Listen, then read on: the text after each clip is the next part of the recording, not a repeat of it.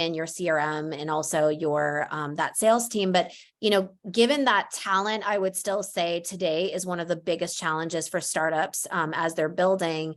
What were some of the ingredients for success in terms of training and then also retaining like a very large pool of people from a sales perspective? What were the things that you looked for maybe from a characteristic standpoint? What were the things that were maybe levers of success there in terms of how you actually were able to scale the people on your team? Sure.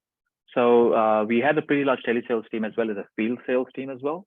Mm-hmm. And didn't have any sales experience, to be honest with you, back then, right? From an engineering background, and going into sales was challenging, and that was sort of putting us out of our comfort zone. So typically, at least I used to enjoy the comfort zone area and procrastinate within that zone, but we had to step out. And to build a sales team, it was a struggle because people didn't want to join a tech company back then, right? They wanted to work for large companies like Nestle or FMCG companies, large multinationals in Pakistan. So building a sales team was very challenging. We built our own program on what sort of competencies we'd look at, and that came straight out of HBR. So there were a few good sort of articles in there on what sort of competencies to look for in salespeople. Mm-hmm. And I think if you just I'll share the link with you in due course or after this call. Mm-hmm. So that was super helpful, but we customized it locally as well to have some local customizations. And we would sort of train our people on those 7 competencies and retrain and reassess again and again. And stuff like, as an example, rising to the challenge, right? And how do you measure that? So I think you have to make it measurable. How does one rise to the challenge? And we used to do mock sessions with our salespeople. Vitan and I, both of us, we used to do these mock sales sessions.